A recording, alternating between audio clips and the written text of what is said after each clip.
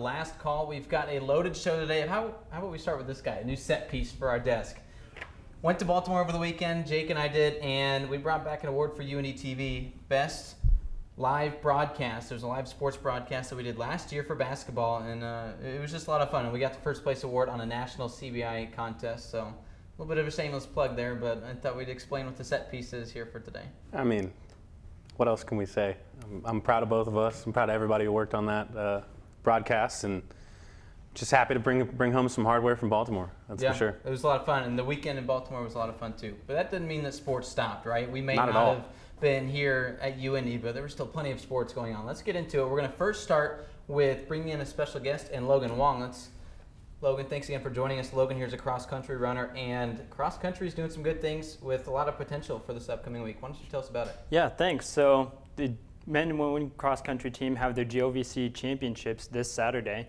Looking back at October 22nd, they ran in Alabama, Huntsville, University of Alabama, Huntsville, and on the men's side, they ran 10 out of 11 men ran new personal bests, and on the women's side, 6 out of 8 women ran new personal bests. So that's awesome. It's looking really good for them. Of the 10 men, 10 men ran under 27 minutes, with 4 running under 26. So on a conference side, with Southern Indiana out of the conference and Lindenwood, we might be looking at a top 3 finish as a team. So that's very exciting. On the women's side, at Alabama, they were able to pack up, run as a team, which is a really good skill to have if you want to place high in a championship-style race. So in the conference, they were looking to be about the same top 3. And both teams are pretty much guaranteed to move on to regionals and compete in the NCAA Division II regional meet. Tell me about you, though, and of course, we just spent a little bit of time bragging at the beginning of the show. Feel free to brag. Tell us about how you are this year as a runner, how your season's gone, and how you feel this weekend could be for you. Yeah, I'm not a big cross-country runner. I mostly run the mile and track, so the longer distances I kind of struggle a little bit, to be honest, but I've been feeling pretty good, and I'm looking forward to this weekend, hopefully, to put out a new PR and see where that takes me. That's awesome. Best of luck to you and the rest of the cross-country team here at UINDY. Hopefully next week we'll be talking about how the success went for the team. As far as UINDY's men's soccer team, we covered the game yesterday. Logan, you and I were there, and it was a great game. They defeated Rockhurst 2-1. It was a goal that was scored within 5 minutes to go in the game. They got the final score in to go ahead 2-1, and it was just such an impressive game that it was such a treat to watch. Yeah. I mean, it was a big mistake from the keeper there, as you see on screen. What was that keeper from Rockhurst even thinking to let that ball get far enough away that Yilmaz was able to corral it down and track it down and come together with a goal? It was a lot of fun to watch, that's for sure.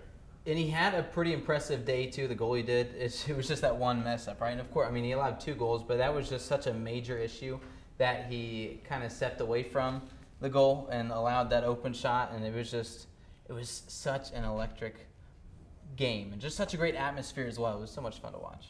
And we had the broadcast on UINDY TV, so that was a lot of fun too. And you can go back and watch that here on this very YouTube channel if you wish to do so. But it's good. Now they're going to move on and play the next round of the tournament. Yeah, next round, they're actually going to Maryville. Maryville is the #1 seed, so they're hosting everything. They'll be playing #2, Lewis, who is a very solid team. I believe we actually dropped the game to them, or UINDY dropped the game to them last time out, but I'm sure they're looking to try and carry some of the momentum from this past game against Rockhurst into that matchup with Lewis. Yeah, best of luck to not only the cross-country team like we talked about earlier, and Logan Wong specifically, we hope he does well, being one of our own, but also just like to wish good luck to the men's soccer team as they continue on. Women's soccer team, they dropped a tough game against 19th ranked McKendree yesterday. They did lead at the first part of the game. They scored the first goal, but McKendree's just such a good team that they weren't able to get the win. But for men's soccer team, we're definitely pulling for you, so best of luck. Let's switch gears and talk about UINDY men's football. They played on Saturday, and boy, they had themselves a good game. What do you think, Jake?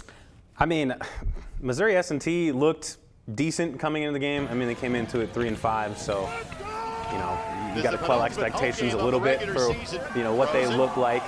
But it was a defensive battle, lots of defense being played, but on the offensive end, I mean, what else is there to say besides Jaquan Buchanan? This is his second straight game with 4 touchdowns. I mean, he's just very fun to watch. He's stepping in for an injured Toriano Clinton, and he's really excelling in that role. Yeah, and it's just been so impressive watching him. All 4 of those touchdowns came in the second quarter, so both teams scoreless after one quarter. You get quarter 2 in the great will score. There's the run play that finally pops. Finds his man, that's Ransom. Their money quarter. Here we got breaks a couple of tacklers missed. Well done. Set up Buchanan's run. After and 4 touchdowns last week. For a touchdown. How about 4 and a half? 90-yard On the drive whatsoever. Schulte on the tackle. I think Mike Brown got to it. These 5, 10, 15-yard touchdowns. Looking for the end zone.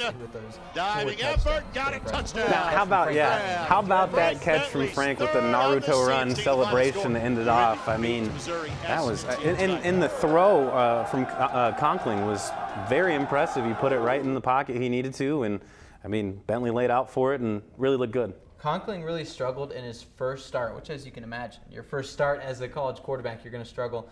But he's looked a lot better these last couple games. Of course, talent's not quite as good as Saginaw Valley State, but they definitely he's been playing a lot better, and it gives the Greyhounds some renewed playoff hopes. That they have Buchanan coming in playing well, Conkling coming in playing well. It's not quite the setup that they thought they had at the beginning of the year, but they could do some damage. Absolutely, and then to play off that, Conkling, he struggled, like you said, but reps that he's gotten have really paid off for him, and he's kind of settled down in the pocket, and he's able to find his open receivers downfield, and the receivers have done a good job of getting separation as well. But he's really improved upon kind of a poor first performance, and I guess growing as a quarterback. And we thought things were dire when the Greyhounds lost to Saginaw Valley State a couple weeks ago, right? Saginaw Valley State, they lost to Davenport over the weekend, so that's their 3rd loss in region. It's going to make things a lot harder for them to get into the playoffs. The Greyhounds definitely thanking Davenport for that win against VSU. Oh, yeah.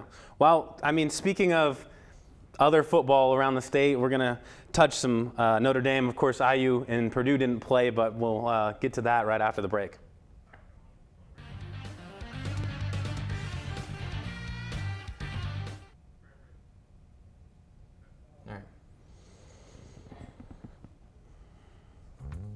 Many medicines used to treat colds and flu contain acetaminophen, a pain reliever and fever reducer found in hundreds of over-the-counter and prescription medicines. But taking too much or more than one medication containing acetaminophen per day can damage your liver. So always read the label and don't take acetaminophen if you drink 3 or more alcoholic drinks every day.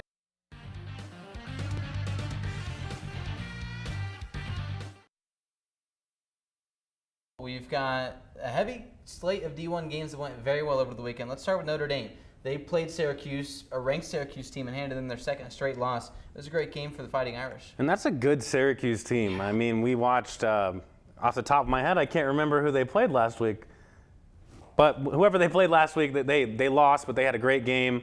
Garrett Schrader is a good quarterback. He played very well for them in their last game, but this time out, he ended up getting hurt.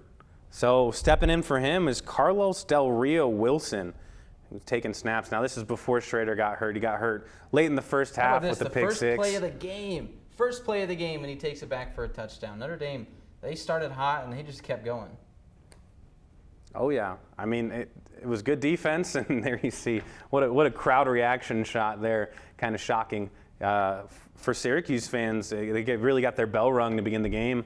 But, it was a back-and-forth game for the first half. A lot of not too much scoring, but Audric Estime there finding the end zone for the Fighting Irish. And I think he's had an excellent year so far. He's looked very good. Yeah, not only him, but also both of the top 2 running backs for Notre Dame each had 20 carries.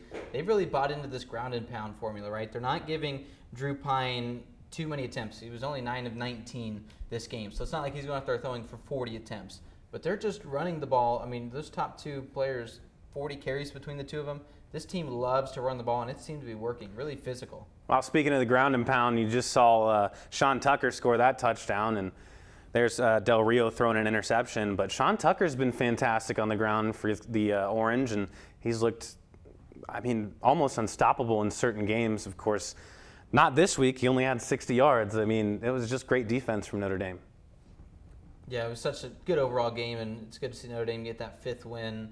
Kind of looked dire to start the season, but they're starting to put together some quality wins, and I think it's definitely coming off the grounds of this run game. I think Marcus Freeman figuring out how to coach this team. I mean, it's tough to step into a job like Notre Dame where expectations are always extremely high from not only the fans but from administration, from the athletic department. And, you know, he needed a couple games to get used to it. I know I would if I was in that situation. Of course, I'm nowhere near qualified to coach Notre Dame, but, you know, it's a tough job to go into and you're expected to win immediately. Outside of Notre Dame, let's get out of the state of Indiana, but still stay in the Big Ten. Obviously, we're big IU and Purdue fans, so in the Big Ten, it's always fun to watch how these games go. Ohio State and Penn State was a great game over the weekend. Penn State had the lead going into the 4th quarter. I thought they were going to win this one, and it was just obviously Ohio State ends up getting that win. They retain their number 2 ranking, but that was just such a good game. Going to the 4th quarter, it was 14-13 Penn State. But the final score was 44-31 Ohio State. So it seems like more of a blowout, but it was a great game. Yeah, and C.J. Stroud was fantastic in that one. You know, I'm a big fan of C.J. Stroud. I think that he's probably the front runner for the Heisman, in my mind at least.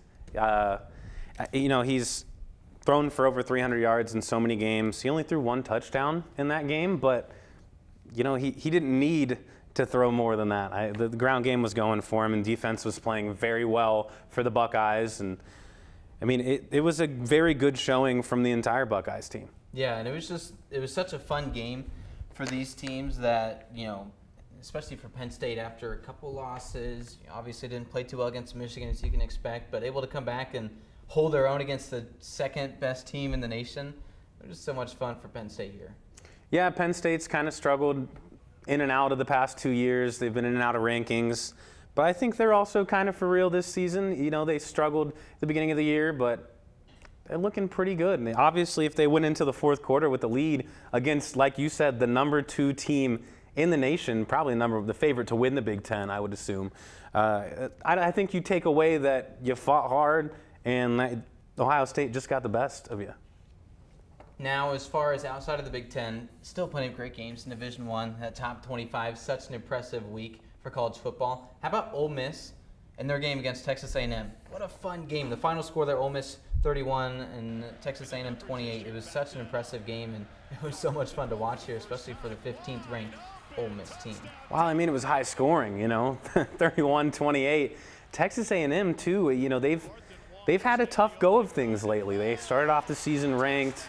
They lost a couple key games, but they've really bounced back here. And, you know, I'd say losing to a number 15 ranked Ole Miss team, it's as much of a positive out of a negative as you can make it. Yeah, and they kept it such a close game. A&M's kind of struggled this year, right? 3-4, but they've had so many close games that have come down to the wire, and this one is no different. It was such an impressive game, and really just it's been a tough season for A&M. They're used to a lot more success than what they're getting. You look at the record, you're thinking they're a poor team, but I think they're playing a lot better than those numbers on the screen. They're now 3-5, obviously, not quite where they thought they'd be at the beginning of the year, but they're a better team than that record shows. Oh yeah, I mean there was a lot of QB play in this one, right? Both QBs combined for 7 touchdowns, but really the story of the game was the run game for the Ole Miss Rebels. Not just the run game. How about Quinshon Judkins? 34 carries, 205 yards, and a touchdown on his 19th birthday. Celebrated a birthday on Saturday.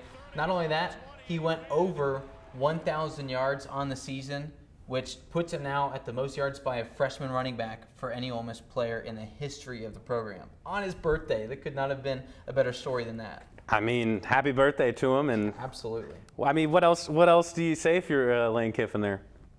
Happy birthday, bud. Keep trucking, I guess. Yeah, and then you go to the post-game press conference for Lane Kiffin. You chirp at the other team a little bit. I'd say that's what you say. But he's pretty good at that. That's for sure. But I mean, Ole Miss off to its best season start since '62.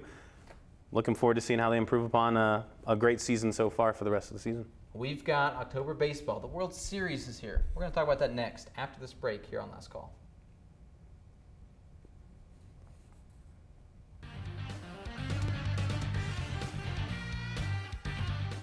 The day that JD was injured, I had woke up to an odd phone call. It was the military calling to tell me that he had stepped on an IED. The day I got injured, she got wounded as well. And the veterans wouldn't be the men that we are and the women that we are today if it wasn't for our better half helping us every direction we go. Find the nonprofits that support veterans. Offer your time if you don't have the financial resources to offer. There's always a way to help. Visit saluteheroes.org to learn more.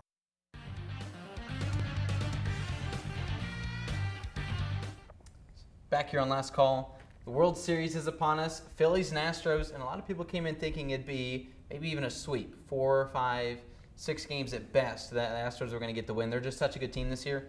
The Phillies, though, they look good. Obviously, they won the first game of the series, then lost the second, so we're tied 1-1 heading back to Philadelphia, but it's just been such a fun series between these teams. Fireworks all around the board. Oh, yeah. I mean, Jose Altuve looked great in this game. I'm kind of pulling for the Phillies, though, I have to say. And I know I'm supposed to be biased and have some journalistic integrity, but, I mean, Bryce Harper, man, he's fun to watch. But in this one, it was all about the Astros. Yeah, and I mean, just both these teams, I guess you go back and forth. The first game of the series, Aaron Nola pitches a great game, and the Phillies get a good win. And here, it's just the other way around, where it was Framber Valdez with a great game, and just some issues, like you saw that, just some poor errors from this Phillies team that kind of led them to get down early. But goodness, it's been a fun series to watch so far, and we're only 2 games into it. Well, I mean, a couple calls go the Astros' way, too. If you're sitting in the Phillies dugout, of course, you're going to complain about that and not feel great about that.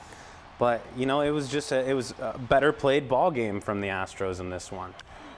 I mean, I think Alex Bregman's home run was electric. I mean, you saw that entire place light up when he went for, what was that, 400-some-odd foot home run. Yeah, very impressive day from him, and I mean, he's just such a good player too as well. So the Astros get that win. 5-2 was the final, and it's a fun series, and I can't wait to see what's left in store. Yeah, series tied 1-1, and we're going to take a look at what Phillies manager Rob Thompson had to say after that tough loss. As I've said all along with this club, it really got a short memory, and I expect them to come in there and be ready to go in front of a rabid fan base, and you know, they're going to flush it and move forward, and I expect them to come out and prepare and compete just like they always do.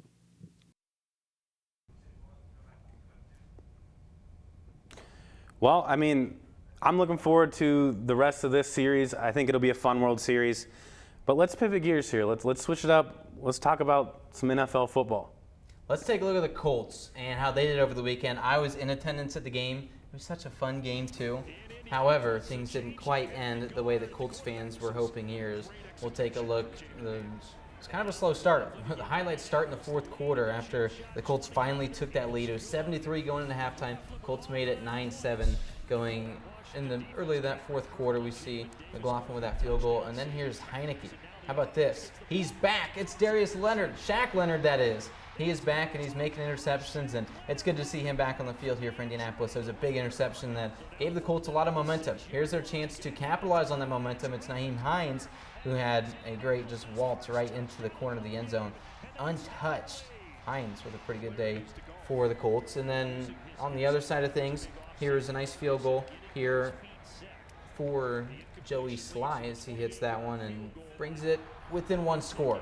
They get the ball back, 40 seconds left. We see here the homecoming for Terry McLaurin, and he's streaking down the field all the time in the world, and he makes a wonderful catch right at the goal line. He's at the 1-inch line. Terry McLaurin, of course, a former Cathedral High School football player and then went to play for Ohio State, but he had himself a great catch there and set up the Taylor Heineke quarterback sneak right here with just 26 seconds up on the clock. He got in with no issues, and that left 22 seconds or so inside of 25 to go for the Colts to try to put a drive together. From there, they just kind of tossed it out to Michael Pittman a couple times. Couldn't do much, and the final score ended 17-16. We see the last-ditch attempt here as Ellinger just kind of struggled. Tossed it over to Pittman, but there's nothing he could have done at that point. And that was right after Pittman had dropped an open ball that would have got him near midfield, stepped out of bounds. It would have been great, but he just dropped it right off his hands. So it was really tough for Michael Pittman at the end of that game. It would have taken a miracle to still get a field goal range, but he definitely blew that chance on the first play. I mean, it probably would have taken a couple miracles for the Colts to turn around and win that one. But it sucks because they had so much control in the fourth quarter. They had all the momentum throughout. They played so well. They looked so good. in the fourth quarter, of course, the first half was pretty putrid, only scoring a field goal, but they just looked so good. They looked so much better than Washington did in that fourth quarter, and yet they came away not able to get the score they needed to get that win. I feel like a lot of Colts games have started off very slow this year, and I really don't know what the remedy is. I thought it was maybe a switch from Matt Ryan to Sam Ehlinger. That didn't seem to work. Of course, very small sample size for him, as this was his first game under center. So, you know, I think that you give Ehlinger some time underneath his belt and behind center, he might do pretty well this year. Yeah, and I mean, he looked pretty decent. He didn't throw, 40 times like we've seen Matt Ryan do in the past, but Ehlinger played pretty well. He didn't throw a touchdown, did throw an interception, so it's kind of what the Colts needed him to do, though, right? They don't want him to go out there and throw 40 times and throw 3 interceptions. Matt Ryan, when he was benched, led the league with 9 interceptions at the time, early in the season. So it's kind of good to see Ehlinger come in and not throw these picks, be able to come in and just kind of manage the game, let the run game do its thing. Jonathan Taylor only had 76 yards, so it wasn't his best day, but they're going to load the boxes when Ehlinger's in a quarterback. They just need to make sure he can make the plays when it matters. And you need Michael Pittman to catch those footballs. He had himself a good game, but it was just at that last drive they needed him to make that catch. I would much rather see him have a good game or have a bad game but make the good plays when they're needed than go for 10 catches, 150 yards or whatever, and then lay an egg in crunch time. It was also tough because that go-ahead field goal that we showed in the highlights earlier was set up because Pittman made a great catch down the field and rolled at the 1 centimeter line. It was that close. They even showed the replay. Rolled over a guy, and the ball was just a hair away from the end zone. They originally called it a touchdown. That's how close it was. Ended up calling it back. The Colts were going to go for 2. If they got that, all of a sudden they have a nice lead here into the fourth quarter, but instead they had kicked the field goal and were only able to go up by 2. So not his fault as much there. It was just a circumstance of the play.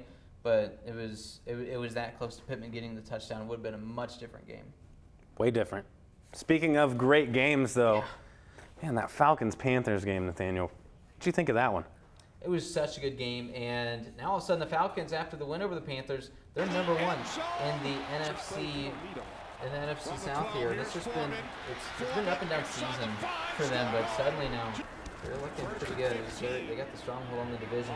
Of course, just 4-4, so they're not like 8-1 or anything like this, but they just had an impressive year, and they get the win against the Panthers.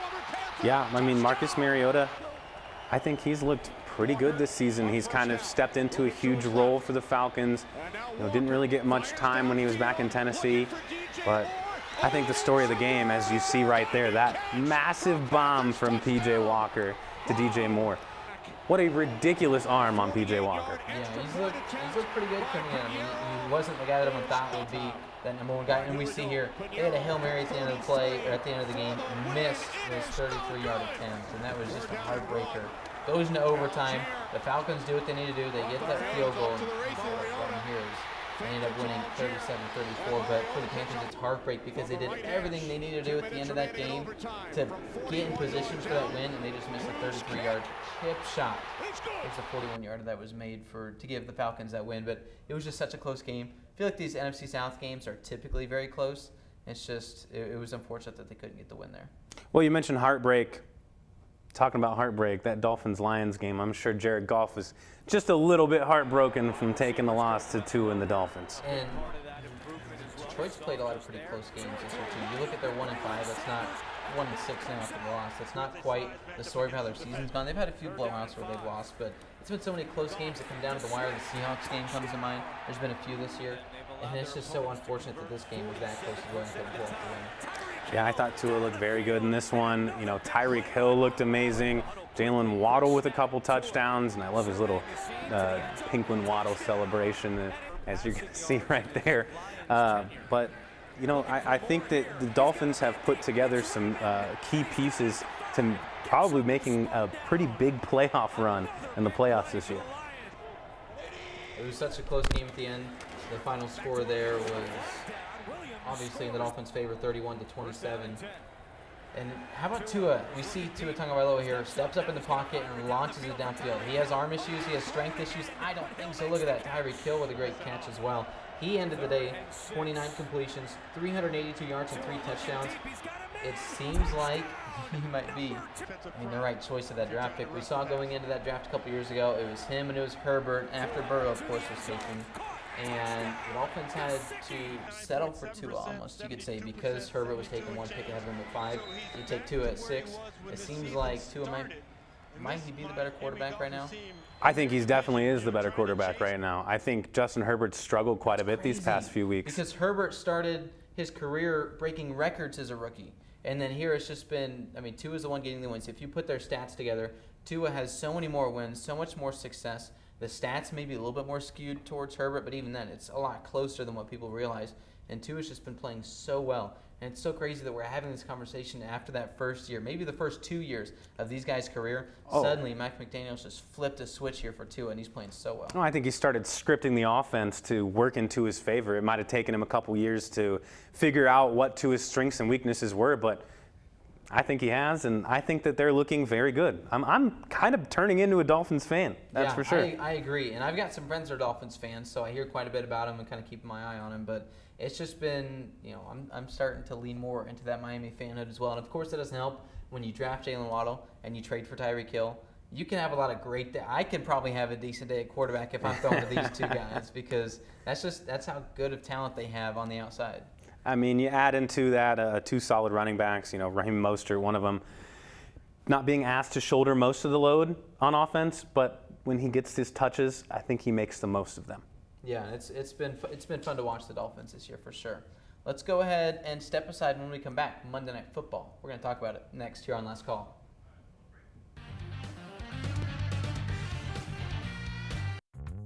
Many medicines used to treat colds and flu contain acetaminophen, a pain reliever and fever reducer found in hundreds of over-the-counter and prescription medicines. But taking too much or more than one medication containing acetaminophen per day can damage your liver. So always read the label and don't take acetaminophen if you drink 3 or more alcoholic drinks every day. To learn more, visit fda.gov/OTC pain info. A message from the U.S. Department of Health and Human Services Food and Drug Administration.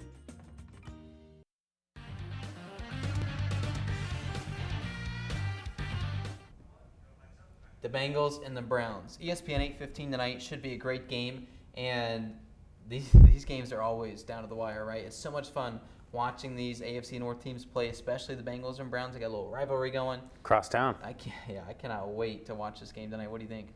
I think Joe Burrow's in for a huge game. I think that Joey B's, he struggled a little bit at the beginning of the season, but he's really come on strong. He had well over 400 yards last time out. The big key, though, is obviously Jamar Chase is hurt. So will T. Higgins, will Tyler Boyd, will Joe Mixon at running back step up and kind of shoulder some of the offensive load for the Bengals. Now on the Browns side, Jacoby Brissett has looked very good this year. As Colts fans as we are, we've seen Jacoby Brissett, we've seen the best of Jacoby, we've seen the worst of Jacoby. This is prime Jacoby Brissett so far. Yeah, and he's playing pretty well. It's been impressive to watch. He only has a couple more games left before he'll be pulled for Deshaun Watson, who's scheduled to come in here week 11. But it should be, a pretty good game tonight. Can't wait. Brissett, you mentioned he's played pretty well. Hasn't quite resulted in the wins that they want. But as far as the Bengals side of things, you mentioned not having Jamar Chase. I think we're going to see some good things here from these other receivers stepping up. Boyd's played a pretty good season so far. Higgins, obviously, a very impressive player. And that's including your Super Boost idea for the night. Oh, yeah. Super Boost. I don't usually touch these because they almost never hit. But this one looks good. You got Bengals to win. You got Burrow 250-plus pass yards. You've got T. Higgins 50-plus receiving yards. And it comes out to plus 300 odds. I'm getting in on that. I don't know about you, Nathaniel. Yeah, I definitely agree with that. And I just like the spread. Let's go basic here. Bengals 3.5. I think it's going to be a close game, but the Bengals, I think they're just going to be that much better here, and they're going to be able to have the edge.